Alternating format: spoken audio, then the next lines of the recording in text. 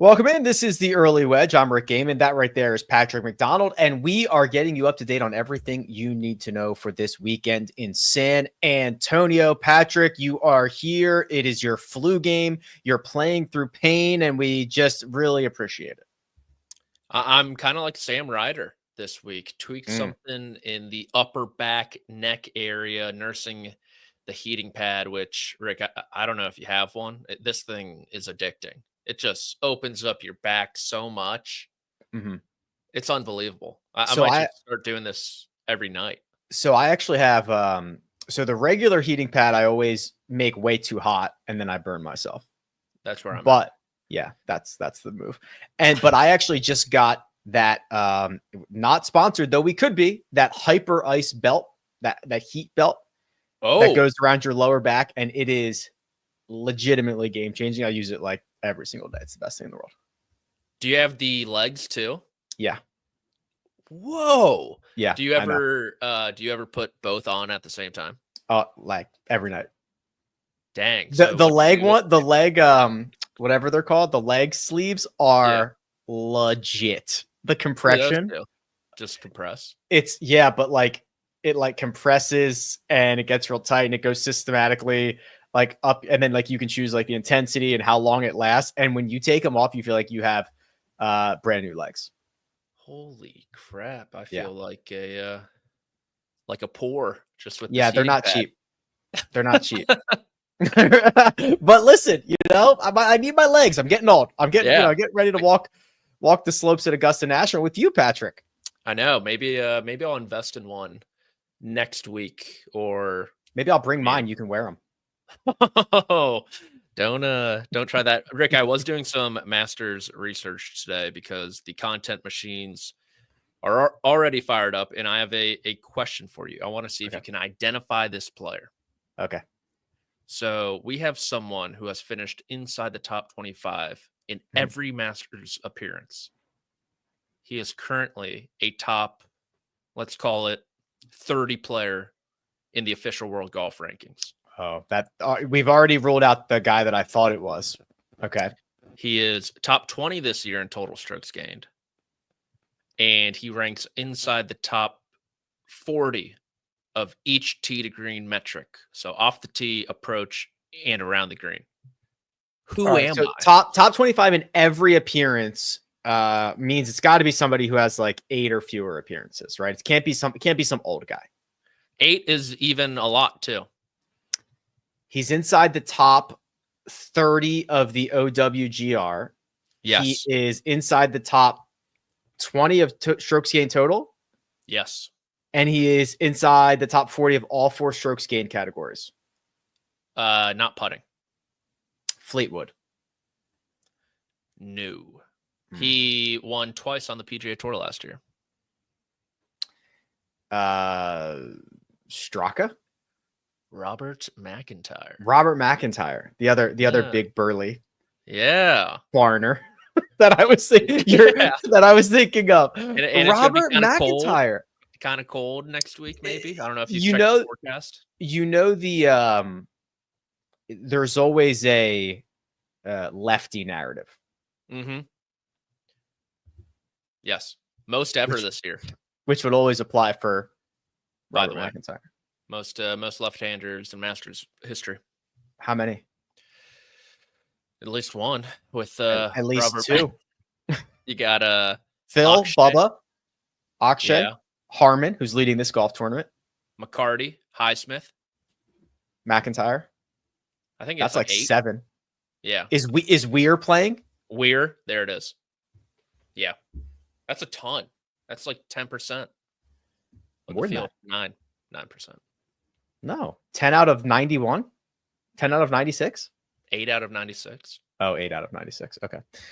Speaking of lefties, there is a lefty on top of the leaderboard in San Antonio by a wide margin. His name is Brian Harman. He shot an opening round 66. He followed it up with a Friday 66. He bogeyed his last hole, Patrick, but otherwise it was pretty darn good. He's leading the field in strokes gained approach, +5 there. He's second in the field in strokes gained putting, +4.5 there. We have seen Brian Harman get off to these unbelievable starts. In fact, he has the best 2-round strokes gained total since 2020. It was his Open Championship victory. He picked up about 14 strokes to the field over the first 2 rounds that day. He's at 11 right now. Brian Harman is out in front.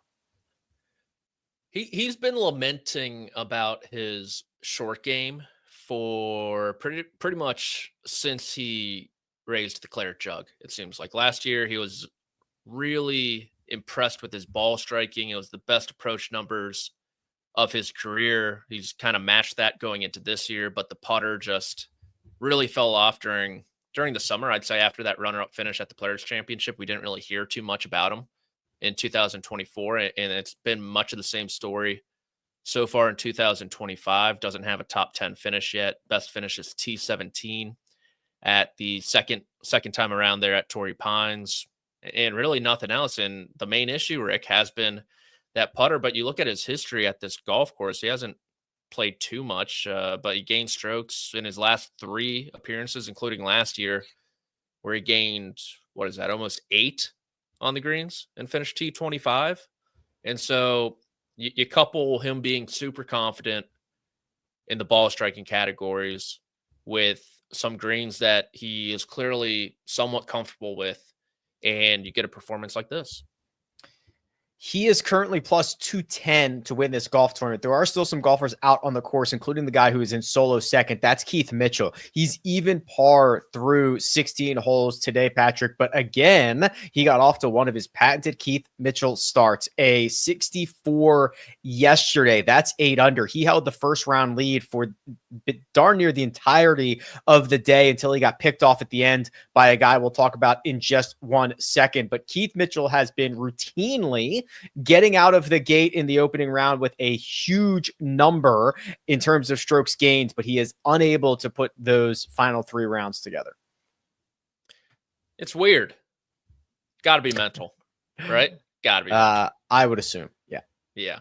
But yeah, like you mentioned, he's kind of almost the same case as Brian Harman. It seems like he's made a real improvement with the iron play in particular. The last 2 years, he looked at his numbers, I think going into 24, and was like, the way I'm driving the golf ball, I should not be this bad of an iron player, because he was not good. And then last year, he really made a significant improvement in that category. We saw it on display there in round 1, leading the field in approach. But so far today, pretty wild, I would say. I was watching the broadcast, and what was it, number 2? He was like right, then left, then right, and like somehow made a par on that. The putter, he's been going back and forth between a few different models throughout the year. He's settled on one the last couple weeks, kind of an old school model. And it's just the putter and maybe the mental side of it haven't really been able to hold up for the full 72 holes, let alone like the full 36 or 54 holes with how good he's been on Thursdays as of late. And maybe I'm a little surprised that he's doing this at this course, given how tight it can be off the tee and how penal misses can be. But I love watching Keith Mitchell play, just with how he wields the driver, Rick. Just such a good pass at the ball. Yeah, and that's what you described. Like the tree trouble is what got him. Is what got him into an issue today. I mean, I think he got a couple of pretty generous like TIO relief situations, but still did not drive it particularly well.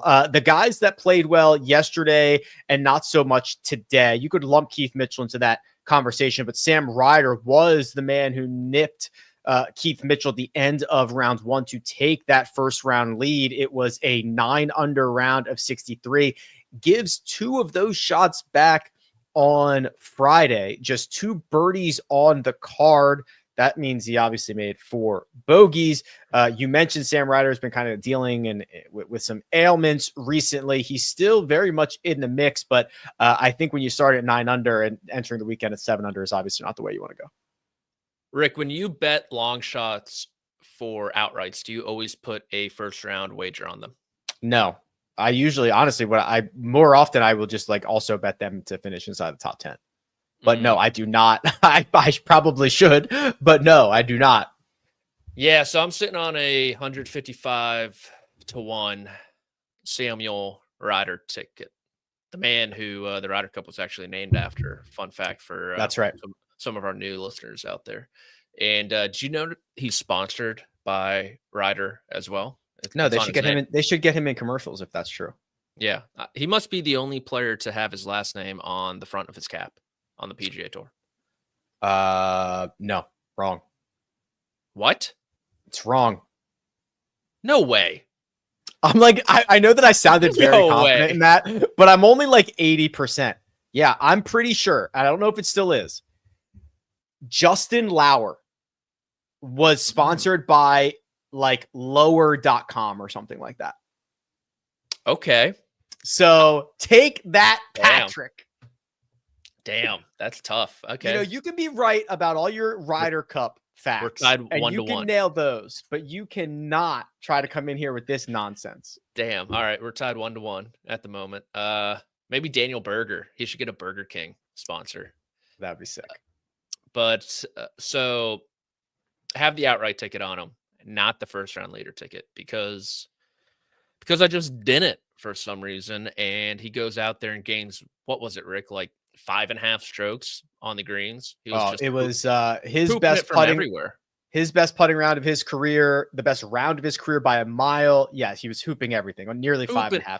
Hooping it from everywhere. And it's been a very consistent 25 for him. He's inside the top 70 in the FedEx Cup, but really hasn't been doing too much. He's made every single cut, but not getting into contention. That's mainly because he's such a good putter, and tee to green wise, he can kind of fall flat. And I feel like everyone who follows golf kind of had a pretty good sense of what was going to happen today, Rick. And it was, he's not going to be gaining 5.5 strokes putting again. And when that tee to green struggles also coincides with you not putting as well as you did the day before, you have something like this where, is that right?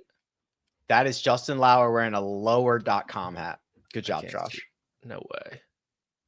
I don't think, I think he wears PXG now, but that is. Wow, with a Callaway driver. I know that's an old boy. Yeah. Tough scene for the troops, I guess. And but yeah, I think an over par round was pretty predictable, right, Rick? Still very, like you said. Still in it. Very predictable. Jordan Spieth. And when I say predictable, I mean unpredictable. That was the predictable part about this. Opens up with a 67, follows it up with a 73. And it was, as you can imagine, all over the place. He turns in 35, which is 1 under. He immediately makes a double on his 10th hole. That is number 1. Jordan Spieth is like trying to get this momentum rolling into Augusta National, Patrick. He gave us a lot of optimism after Thursday's round, and now he's currently in a tie for 21st. Thursday felt like vintage Spieth. I mean, he was walking in putts. He was holding them with a lot of pace too behind them, getting up and down from crazy spots like on 17, which he always seems to do, and making a mess of 18, which has been a common thing for Jordan Spieth in recent years at the Texas Open. And then today, it wasn't too bad. He turned in 1 under, which was nice. And then number 1 happened. That whole group just made a complete mess of the hole. I think Keegan Bradley also made a double bogey. He left his bogey putt in the heart of the hole, but, clawed back, made a birdie on the par 5 right after it. Got to number 5, got those 2 strokes back right away pretty much. And then he was talking after his round where those final 3 holes, he went bogey, par on a par 5, and then bogey on 9, which is a tough hole, mind you. He thought he hit perfect chips, and he pretty much said the ball just reacted the complete opposite of what he thought. And he was like, it's like I was betting on a coin flip and I bet on tails 3 times in a row and it was heads 3 times in a row. So he kind of lamented afterwards how he needs to finish Friday rounds in particular much better because something happened there at the Valspar too. But definitely signs. It feels like there's been flashes of kind of every part of his game so far this season, Rick, and it's just been tough for him to string them all together, not only for a round, but a whole tournament, obviously, too. Yes, indeed. So interested to see how he battles Augusta National next week. Here are some notables that are not going to be around for the weekend, Patrick. Bad. Ludvig Åberg, he gone. Akshay Bhatia, our defending champion, 2 under round of 70, not good enough. Hideki, Sia, Max Homa, Tom Kim, closer to the bottom of the leaderboard than they were the cut line. Level of concern for this group, particularly the contenders for next week, aka Ludvig and Hideki? I'd say pretty high. Ludvig's missed 3 out of his 4 cuts since he won. It's not been good. The iron play was really bad across the Florida swing. Let's look up what it was today. This week, he is 75th in the field in approach. Buck 22 putting. Not great. Hideki, 76 in approach. 136 in putting.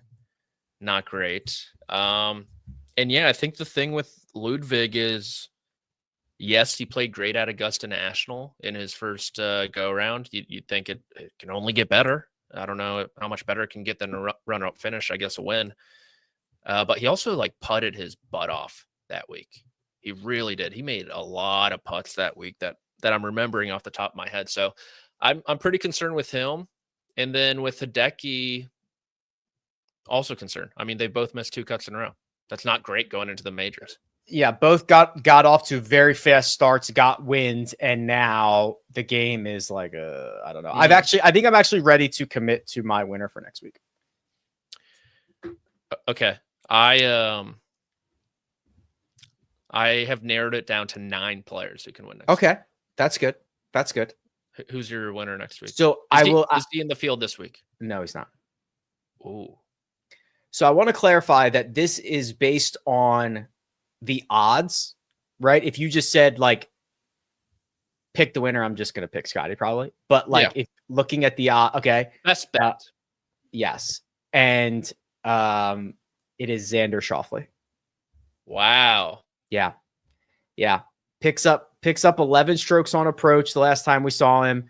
Has had a great record, not only at major championships, but it just feels like he is knocking off the rust at the right time. He's 22-1, just much too long. And based on some of the Twitter replies I've been getting from a Xander Schauffele tweet, which based on some of them, you would think no one who follows me follows professional golf. It's unbelievable. Some of the replies I've gotten, that number is going to get longer because no one likes him next week. Wow. I'm stunned. Well, Rick, just look at the resume. He's number 2 in the world in approach this year. He's number 3 in the OWGR. He is in possession of not 1, but 2 major championships. And everyone is he's got no shot. Absolutely. He's also been bad this year. Yeah, he's been very bad, and I think the weather. I think it's supposed to dump on Monday. Yep, and there's some rain potential on Friday. I think a softer Augusta National, even though it won't be quote unquote soft, I think that definitely lends into his hands where you can be a bit more wild off the tee and get away with it. You don't have to be as precise, right? And so I think that definitely favors Schauffele and actually hurts one guy who everyone's circling right now. Oh boy, Colin Morikawa. Yeah, I'm nervous about Colin. My Xander was not in my 9 for the trend analysis that I did for. You got the 9 and he wasn't in it. No, he got knocked out because his off the tee play is pretty bad right now. I think I'm rolling with Shane Lowry, Rick. I know, loaded. So I'm in charge of ranking everyone in the field because SEO and everyone's got time to read about 96 different players. Mm-hmm. I put Lowry 6. Is that kind of crazy? It's pretty crazy, yeah. Yeah. Is it just the sense that, I mean, I know he's been great. What's the elevator pitch? The first line was, wait, I have it in front of me right now. The first line is, pretty bold, but I got to keep your attention somehow. That's definitely getting edited out. The pitch is, he almost won the Open last year. I know he kind of fell off in the weekend. He was there at Valhalla too. He seemed to have figured out the Masters in recent years, doing much better. And I think he's top 5 total strokes gained and top 5 approach. He's been great. His putting sucks. He's got the short game though. He's got the shots around the green. Yeah. So, and it's 45? Oh god, I'm bugging it out. 45-ish. 45-ish. Yeah. All right. Well, listen, we're going to turn our attention back to Texas. I'll get you the updated odds for this event as we get to the midway mark. But first, Josh, we're going to take a quick break and hear a word from our partners. Guys, can you feel it? Legends were born here. History was made here. These are hallowed grounds. Hallowed grounds? The NCIS squad room? Well, I wasn't talking about that, but I was talking about Augusta National. All right. It's finally time for the Masters. I hear it's a tradition unlike any other. This April, CBS Sports brings you more of the Masters than ever before. 14 hours of live coverage from Augusta National on Saturday and Sunday, beginning each day at noon Eastern on Paramount Plus and continuing at 2 on CBS and streaming on Paramount Plus. It's going to be a good one. 89. Yeah, you can catch us on CBS Sports Network Wednesday at noon, Friday at noon, and the HQ. We'll be there. Rick, I'm pumped to just talk golf in person with you. Just chopping it up. It's going to be like a 16-hour pod. I haven't really done too much in person with a partner before. Are you a team player? Solo. Yeah, I mean, I love using my hands to talk. I'm a quarter Italian, so that'll come in handy. And I think the chemistry, we were electric in Las Vegas together, the Netflix Cup many moons ago. Oh, yeah. Just throw a camera on us, mic us up. We'll be making millions. Well, here we go. Let's see if we can make you some millions or some fractions of millions here. Brian Harman, 4 shots clear of his next closest competitor, is 2-1 to win the Valero Texas Open. Keith Mitchell still out on the golf course right now, 2 holes to play, 6-1. Patrick, there is nobody else shorter than 12-1. That honor goes to Patrick Cantlay, who had himself a very nice Friday despite losing a stroke and a half with the putter. So many opportunities gone sideways. Still shot a 67. He is 2 back of Mitchell, 6 back of Brian Harman. So we kind of have to start at the top here. Is Brian Harman just going to run away with this thing, or are we going to get some leaderboard gravity at some point? 2-1. I think with how much trouble there is, and he did get pretty lucky coming down the stretch off some drives. Sprayed a couple, and neither of them really buried him. So I think with all that trouble lurking with him, who hasn't putted great for the past, let's call it, year, and is putting, Brian Harman is typically a very good putter, yes, but could there be some regression? Rick, I know you like that word, big word in the betting industry, the biggest word in the betting industry, huge. I think there's some opportunity there. Now, will it be Keith Mitchell, who just missed a 7-footer on number 8 for birdie? I don't think so. Could you imagine if imagine how little confidence you would have of Keith Mitchell standing over a 6-footer to win on Sunday? And, Josh does bring up a good point where he said, remember the last time we were positive he wasn't going to win when he was in this position, and he ended up winning by 22 strokes. He extended it. Yeah, it was disgusting. Over like Tommy Fleetwood and John Rahm. So a little bit different, but 2-1, boring. Like, do not sign me up for a 36-hole sweat at 2-1 with Brian Harman with a 4-stroke lead. That's just not why I bet, Rick. I don't know about you. No, I agree. So who are we going down the board with? I agree. I think Cantlay is a real candidate to go in Fuego, shoot like 6 under tomorrow. Harman could shoot like 2 under, and boom, you're within 2 going into Sunday. JT Poston's kind of interesting too. Yep, he got hot today. He shot a 6 under 66 to move up 58 spots on the leaderboard. He's in the same spot as Cantlay, 6 under. Yeah, that's his MO too, right? Is like just go scorched earth for 3 straight days with the putter. And even with Poston, so he lost a stroke on Thursday. He was like field average on the greens today too, Rick. Yeah, I think he gained like a hair, if that. Yeah, he's losing for the week. Yeah, gained over 5 from tee to green. So if you get that Harman first 2 rounds with Poston's final 2 rounds, bada bing, bada boom, you win a 22-1 ticket or bada whatever. Bing, bada boom. Now the other thing is 30-1. Yeah, 30-1. If Harman does come back, it opens up a lot because like Keegan Bradley would be like Keegan's out of 4 shots out of second, which I'm not going to call the real lead, but you get my point there. So like if Harman comes back, a lot of these guys open up. But I do think, like you said, Post and Cantlay are even Berger, I guess to some extent, are conceivably able to track down Harman as opposed to requiring Harman to come back. If he comes back, it's better for everybody. But I think there are a couple guys who can go get him.